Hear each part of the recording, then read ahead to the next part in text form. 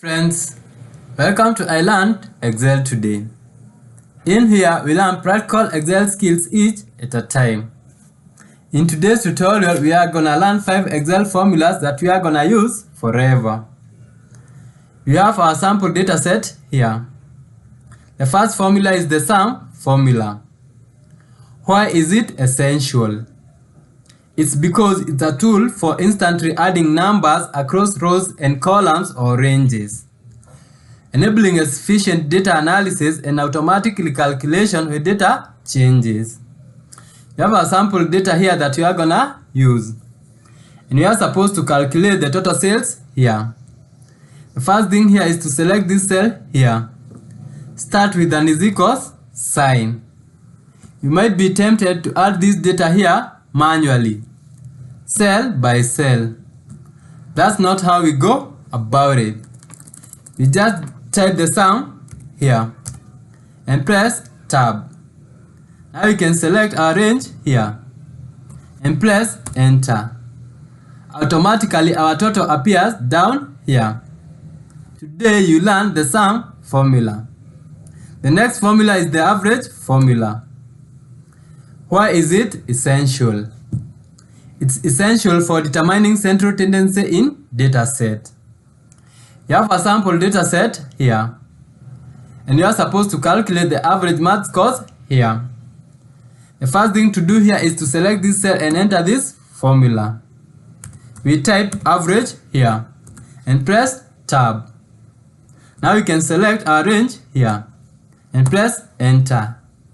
You see that average appears automatically down here. You can alter the data set here and see what happens. You can see the average keep on adjusting. Now today you also learned an average formula. The next formula is the if function. Here now Excel starts being exciting. You have our data set here. And why is the if essential? It's because it's a powerful tool used to make logical comparisons, evaluates a condition and returns one's result if true and other if false. Now here we have a question. We are supposed to indicate pass if the score is greater than 60, otherwise indicate fail. We select this cell here and enter this formula. We start with is equals as usual. Then we type if, right? If this 78 is greater than 60, comma, right? Then we can indicate here, open our quotation marks and type pass. Then we can close our quotation marks here. Otherwise, fail. And open our quotation marks again and type fail here. Then we can close our quotation marks and close our brackets here. Then press enter. You will see here automatically a pass appears. That's because 78 is greater than 60. We drag down here to see through all the results. Today you learned the if function in Excel. The next formula is the VLOOKUP formula. And why is it essential?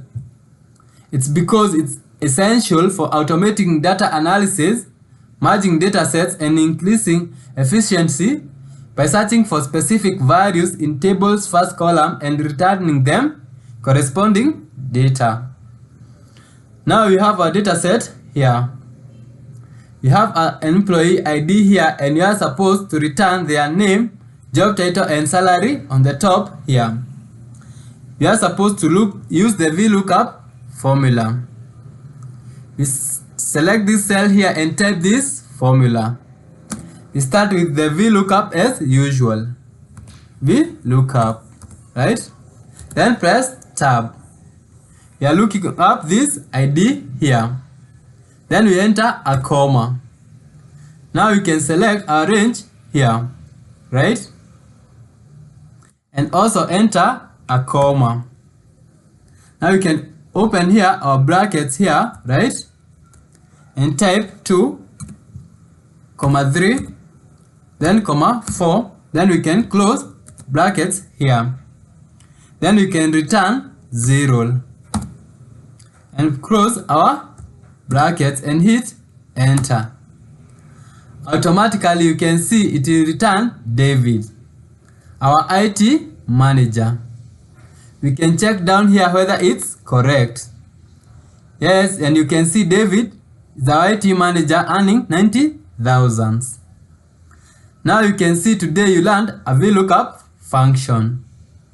The next formula is the counter and count function. Why are they essential?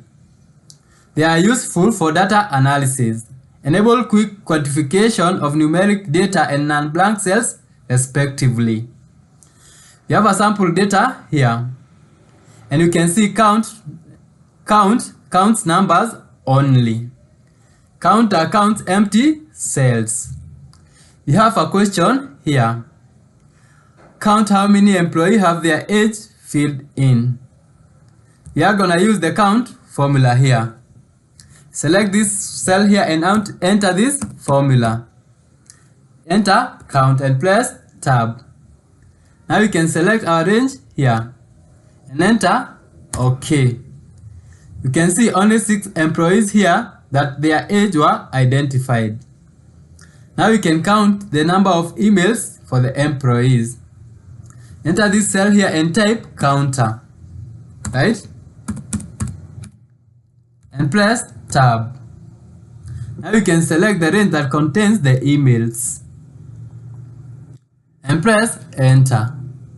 You can see only 6 employees had emails.